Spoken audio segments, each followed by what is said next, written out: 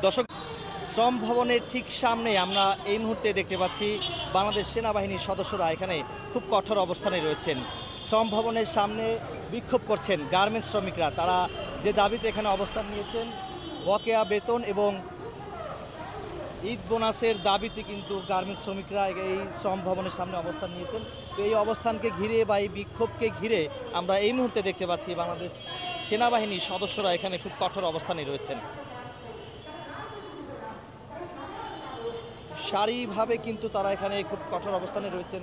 আমরা পশ্চিম পাশে দেখতে পাচ্ছি গার্মেন্টস শ্রমিকরা ওখানে বিক্ষোভ করছেন বেতন এবং বোনাসের দাবিতে।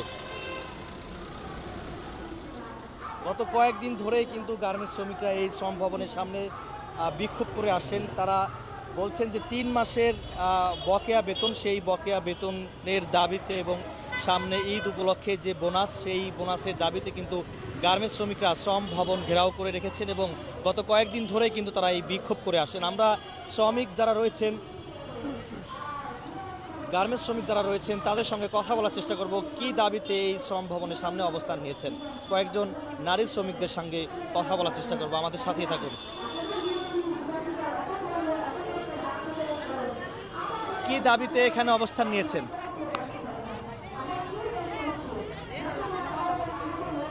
আপনারা কোন গার্মেন্টসের? TNG apparel plastic limited. দাবি কি? জি, 3 মাসের বেতন, বোনাস, ছুটির টাকা। এখানে কতদিন ধরে অবস্থান নিয়েছেন? আজকে 3 দিন থেকে। না, কোনো আশ্বাস নাই, কোনো দেয় না। জি, আসছিলাম। জি, ডেট দিছিল, ডেট অনুযায়ী দেয় নাই, পরে আবার আসছি। দর্শক, দেখতে পাচ্ছেন শ্রম ভবনের সামনে যে জায়গাটি রয়েছে, এই জায়গায় কিন্তু গার্মেন্টস শ্রমিক, বিশেষ করে নারী শ্রমিকরা কিন্তু এখানে অবস্থান নিয়েছেন। আমরা আরো কয়েকজনের সঙ্গে কথা বলার চেষ্টা করব কি দাবিতে এখানে অবস্থান নিয়েছেন।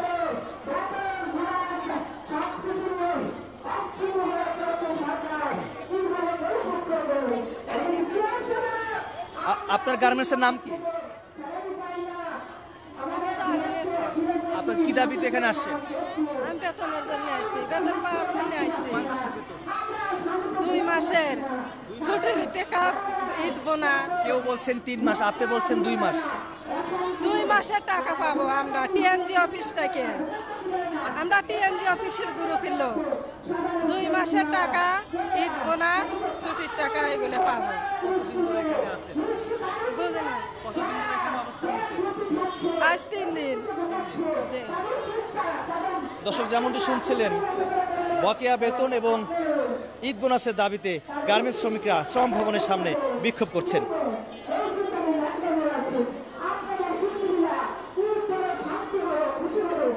এর আগে আমরা দেখেছি কয়েকবার কিন্তু গার্মেন্টস শ্রমিকরা এখানে আন্দোলন করেছেন, বিক্ষোভ করেছেন।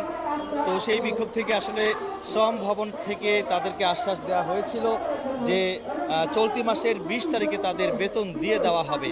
তো সেই বেতন এখনও দেয়নি, তার জন্য কিন্তু তারা আবারও গত 3 দিন ধরে এই শ্রম ভবনের সামনে বিক্ষোভ করে আসছেন।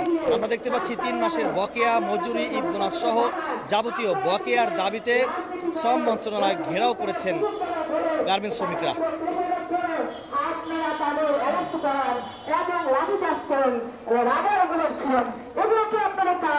আমরা ধিক্কার জানাই এরকম রাজনীতিকে, এরকম দেশ পরিচালনা করেছে।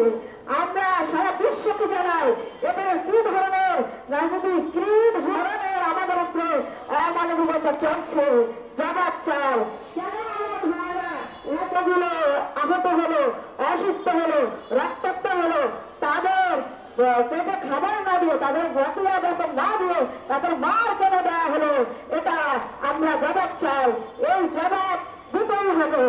আর আজকে ভিতরে এই সমস্যা অবশ্যই সমাধান করবেন। আর যদি না করেন, আপনারা দেখেন, আমরা মানলে।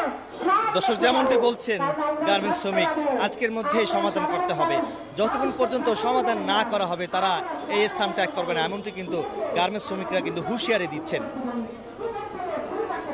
আমরা দেখতে পাচ্ছি রাস্তার অপোজিটে কিন্তু বাংলাদেশ সেনাবাহিনীর সদস্যরা সারিবদ্ধভাবে কিন্তু এখানে খুব কঠোর অবস্থানে রয়েছেন। একজন কথা বলছেন, কি বলছেন সেটি আসলে আপনাদেরকে শোনানোর চেষ্টা করব। যুদ্ধ চালায় সেইখানে আপনারা যদি নিউজ করেন শ্রমিক হামলা করছে, সেটা না হয়ে বিভিন্নভাবে ন্যারেশন হওয়া যায়। আরো হাজারটা উপায় আছে আমরা মনে করি, এটা বাদেও আরো হাজারটা ন্যারেটিভ দেওয়া যায়, কিন্তু পুলিশের পক্ষে দেখা যায় দিন শেষে ন্যারেটিভটা যাইতেছে, এটাই আর কি দেখা যাইতেছে। এই জন্যই শ্রমিকরা তাদের ক্ষোভ থেকে আপনাদেরকে অনুরোধ করছে। আহত হলো 2 জন, ওইটা কই ভিডিও কই?